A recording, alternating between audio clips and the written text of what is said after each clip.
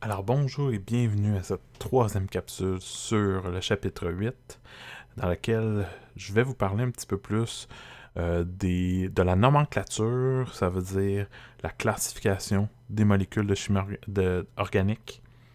Et on va aussi parler dans un autre sujet pour la prochaine capsule qui va être par rapport aux fonctions.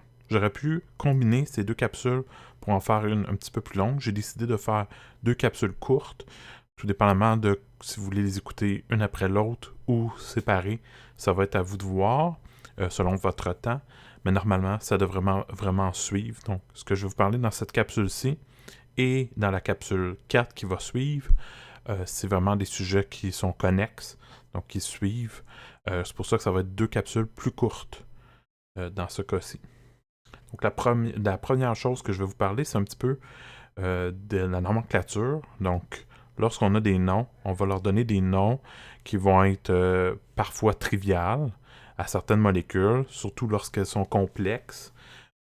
Ça veut dire que si le nom est très très long, plutôt que d'avoir un nom long à toujours dire, on va avoir un nom un petit peu plus familial, un petit peu plus court, plus facile à prononcer, surtout par exemple pour des médicaments. Hein, ça va être un nom qu'on va utiliser comme pénicilline, testostérone, Prozac et autres molécules très très utilisées.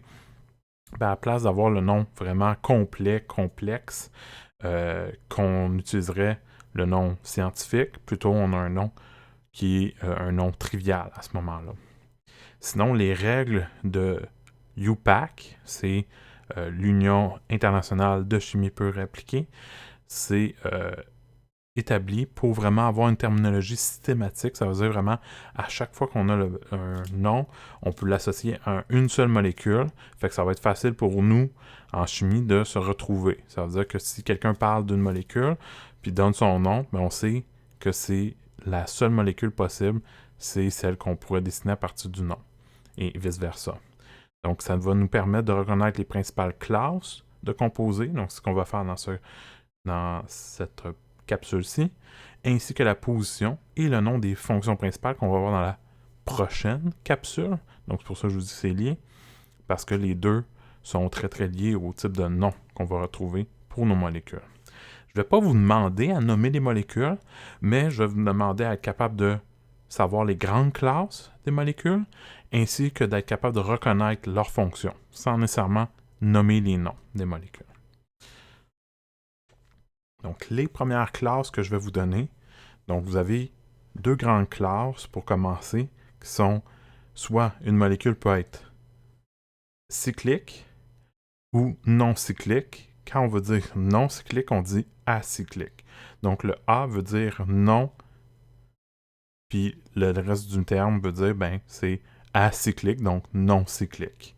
Donc, lorsque ce sont des chaînes de carbone, donc vous voyez ici, c'est pas des cycles, hein, on vient pas les carbones ne sont pas reliés entre eux à chaque bout. À ce moment-là, on a des chaînes de carbone qui sont acycliques, tandis que lorsque on a un cycle, ben là, c'est cyclique. Dans la classe acyclique, vous avez deux possibilités. Soit une molécule qui est linéaire. Linéaire, ça veut dire qu'on peut suivre d'une seule ligne. Donc, il n'y a pas vraiment d'autre chemin possible que si je veux regarder d'un carbone à un autre, et ainsi de suite, d'un bout à l'autre, il y a seulement un chemin de carbone à prendre. Lorsqu'on parle de ramifier, donc ça c'est l'autre possibilité, c'est que là, lorsqu'on regarde d'un carbone à un autre pour aller jusqu'au bout, à un certain moment donné, j'aurais pu prendre un embranchement. Donc si vous avez un embranchement de chaîne de carbone, vraiment un carbone différent, ou une chaîne plus longue aussi de carbone que juste un, ben ça c'est ramifié. Là, on peut avoir plusieurs ramifications sur une molécule ou seulement une. Ça n'a pas d'importance. En autant qu'il y en a au moins une, ben là, on va dire que c'est ramifié. Pour les cycles, ce qu'on va avoir, c'est deux types de cycles possibles, soit un homocyclique ou encore qui est appelé carbocyclique. Ça veut dire qu'il y a juste des carbones qui forment le cycle. Donc ici, c'est juste des carbones, c'est pour ça qu'on ne les a pas écrits. Parce que je vous rappelle, sous la forme stylisée, on n'a pas à dessiner les carbones. puis on n'a pas à mettre les hydrogènes. Donc, normalement, si on dessine en stylisé, ça serait ça qu'on a.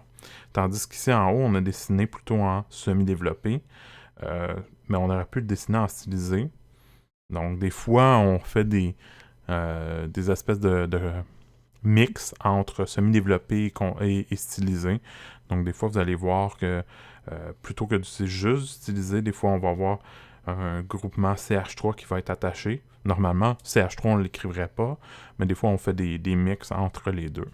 Donc, dans le cas qui est ici, c'est vraiment stylisé. Puis, comme on voit, c'est juste des carbones qui sont en cycle. Donc, c'est pour ça qu'on dit que c'est un homocyclique. Ça veut dire un cycle fait de tout le même atome. Des fois, on appelle ça carbocyclique parce que c'est juste du carbone. Maintenant, l'autre possibilité, c'est hétérocyclique. Ça veut dire que le cycle n'est pas constitué de seulement le même atome, donc pas seulement le carbone. Donc ici, vous avez un atome autre, donc un intrus, Z, on a noté Z là, parce que c'est pas un atome du tableau périodique. Si vous regardez, Z, il n'est pas là, mais c'est juste pour dire que c'est quelque chose d'autre. Donc ça peut être un oxygène, un azote, un soufre. C'est surtout ceux-là qu'on retrouve fréquemment qui vont s'introduire dans le milieu, dans un cycle. Pas dans le milieu du cycle, là, je veux dire, à la place d'un carbone qu'on aurait normalement ici, ben c'est un autre atome. Donc ça, c'est hétérocyclique. Vous allez peut-être rencontrer dans certaines molécules en alimentaire des cycles, donc que ce soit hétérocyclique ou homocyclique, ou encore d'autres fois, ça va être des molécules qui sont acycliques, donc pas de cycle, qui peuvent être linéaires ou ramifiées. Maintenant, après avoir ces classes-là, ce que vous pouvez avoir, c'est une autre distinction. L'autre distinction, ce sont par rapport au type de liaison qu'on va retrouver dans une molécule. Si, dans votre molécule, vous avez que des liaisons simples entre vos carbones, donc si vous avez des chaînes de carbone, mais juste avec des liens simples entre les carbones, à ce moment-là, on va dire que cette molécule-là, elle est saturée. Donc, c'est un hydrocarbure saturé. Tandis que les autres hydrocarbures, donc les hydrocarbures, c'est juste des molécules qui ont juste des carbones, là. Mais dans les autres types de molécules qu'on peut retrouver, c'est qu'on peut avoir des insaturations. Les insaturations, ça va former des molécules insaturées. Donc, c'est la présence d'au moins une liaison double ou une liaison triple. Les insaturations aussi comptent les cycles à l'intérieur, mais pour la nomenclature d'une molécule classée insaturée, il faut vraiment avoir au moins une double liaison, au moins une triple liaison. Donc, si vous avez une double liaison, puis on va voir plus tard que ça, une double liaison entre deux carbones, ça s'appelle un alcène comme fonction. Mais ça, on va le voir par la suite dans la 4e capsule. Bien, à ce moment-là, ça serait une molécule insaturée. Si vous avez une liaison triple entre deux carbones, qui est une fonction alcyne, ça aussi, c'est une molécule insaturée. Donc, double liaison, triple liaison entre des carbones, ce sont dans des groupes de molécules qu'on appellerait insaturées. Insaturé, ça veut dire quoi? Ça veut dire que c'est pas saturé en hydrogène. Pour pouvoir faire une double liaison, une triple liaison, c'est qu'il a fallu enlever des hydrogènes sur les carbones. Donc, c'est pour ça qu'on parle d'insaturation lorsqu'on enlève des hydrogènes. Tandis que saturé, ça veut dire que les carbones sont saturés en liaison avec des hydrogènes. Maintenant, ce que vous pouvez avoir, c'est que vous pouvez avoir un espèce de cycle comme ceci, où dans un cycle à 6 carbones, vous avez des liaisons triples, pas triples, excusez, des liaisons doubles, mais 3 fois des liaisons doubles, tous qui sont liaison double, liaison simple, liaison double, liaison simple, liaison double, liaison simple, donc toujours séparés par une liaison simple entre chaque liaison double. Donc, quand vous avez cette forme-là, c'est ce qu'on appelle un benzène. Donc, c'est un hydrocarbure benzénique. Puis évidemment, ce type-là de cycle benzénique, c'est une molécule qui est insaturée, hein, parce qu'il y a des doubles liaisons.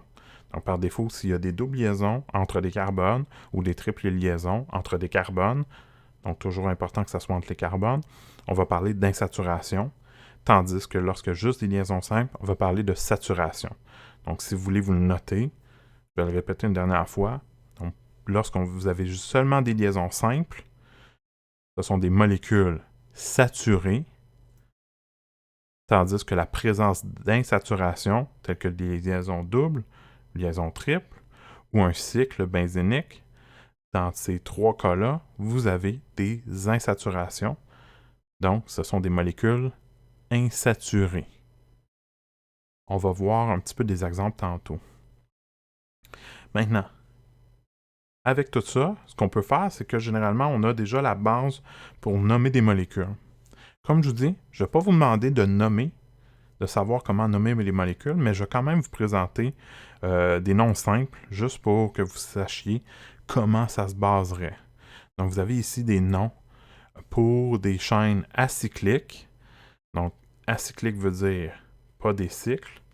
Pour les alcanes linéaires. Alcane veut dire seulement des liaisons simples. Alors, si je reviens en arrière, la classe alcane, c'est lorsqu'on a des carbones et des chaînes de carbone avec seulement des hydrogènes, puis il n'y a pas d'insaturation. Donc, c'est des molécules saturées. Donc, ici, ce sont des alcanes, donc des chaînes acycliques saturées en hydrogène. Et comment on les nomme? C'est seulement selon le nombre de carbone. Par exemple, lorsqu'on a un carbone, ça s'appelle méthane. Lorsqu'on a 2 carbones, ça s'appelle éthane. 3 carbones, propane. 4 carbones, butane.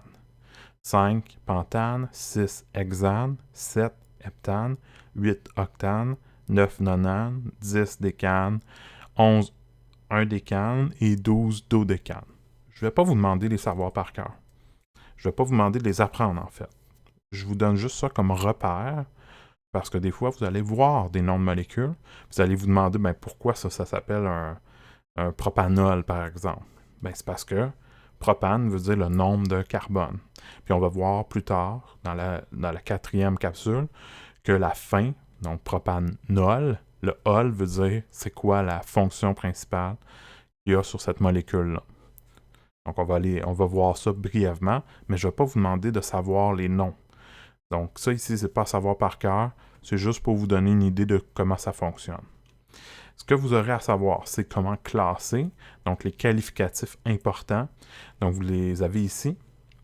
Donc ça peut être cyclique, acyclique, ça peut être linéaire, ramifié, saturé ou insaturé. Donc vous avez ici des duos de possibilités.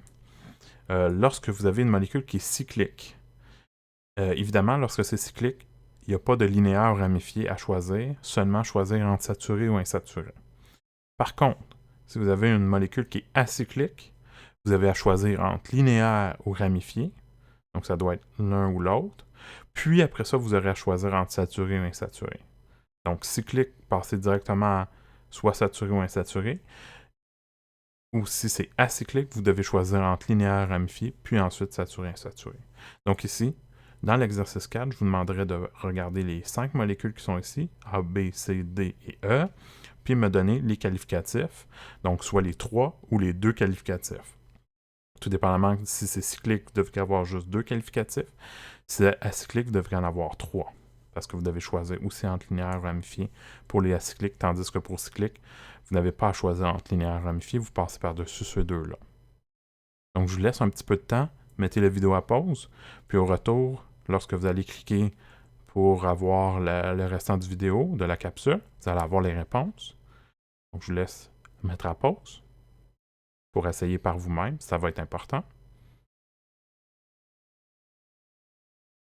Donc, maintenant que vous avez essayé de voir si vous étiez capable de donner les qualificatifs, je vous montre les réponses pour les molécules qui sont là. Donc, la première molécule, vous voyez que il n'y a pas de cycle. Hein? Pour avoir un cycle, il faudrait vraiment être fermé complètement, replié sur soi-même, reconnecté sur soi-même, pas juste replié un petit peu.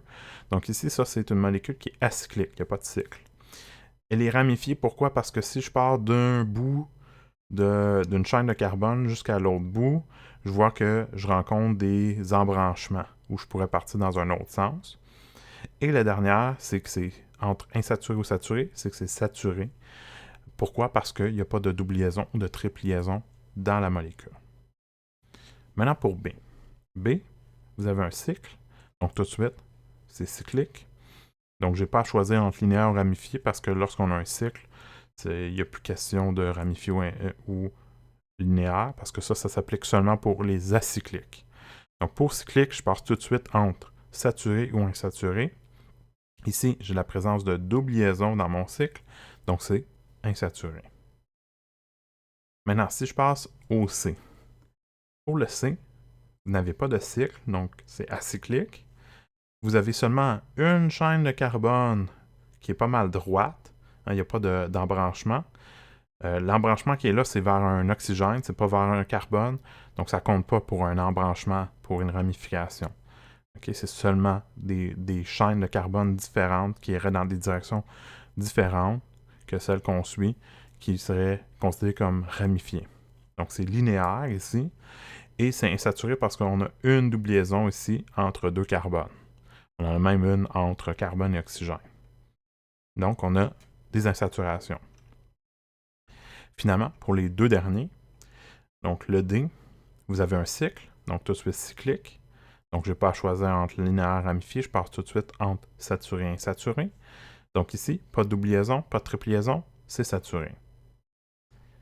Finalement, le E, vous avez une chaîne de carbone qui est acyclique, qui est linéaire, parce que vraiment, ici, c'est vraiment une ligne, hein? Parce que à cause de la liaison triple, ça, c'est quelque chose qui force à ce que lorsque vous allez dessiner une liaison triple, vous devez faire vos lignes qui touchent à la liaison triple droites l'une par rapport à l'autre. Par contre, lorsque vous allez continuer, s'il y a d'autres carbones à faire plus loin, à ce moment-là, vous devez repartir le zigzag. Donc ici, c'est un carbone, ça c'est un autre carbone. Ici, on l'a carrément dessiné, le CH. Vous aurez pu ne pas le mettre. Même chose pour le CH3 qui est là. Donc c'est ça un petit peu ici que je vous dis. Là, les CH3 qu'on a mis ici, c'est comme une combinaison entre stylisé et la forme semi-développée. Mais si on était vraiment juste en stylisé, on ne mettrait pas le CH3, on ne mettrait pas le CH. On laisserait ça tel quel, on ferait ça comme ça ici, comme ceci et comme ceci. Ça serait en stylisé complet. Mais ici, on a comme combiné stylisé et semi-développé pour la même molécule, juste parce qu'on veut vous la montrer un petit peu plus clairement.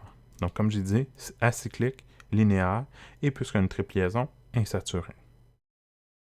Donc ça conclut pour l'exercice 4. Et ça va conclure aussi pour cette capsule, comme j'ai dit, un petit peu plus courte. Pourquoi? Parce que normalement, je ferais cette capsule-ci et j'aurais continué dans les fonctions, qui est la prochaine capsule. J'aurais pu jumeler ces deux-là ensemble pour faire une seule grosse capsule. J'ai décidé de les séparer pour que vous puissiez décider si vous voulez voir les deux capsules une après l'autre ou encore si vous manquez un peu de temps, vous pouvez les séparer à votre guise. Donc, je m'arrête ici. Vous allez pouvoir continuer dans la prochaine capsule sur les fonctions. D'ici là, portez-vous bien et à la prochaine!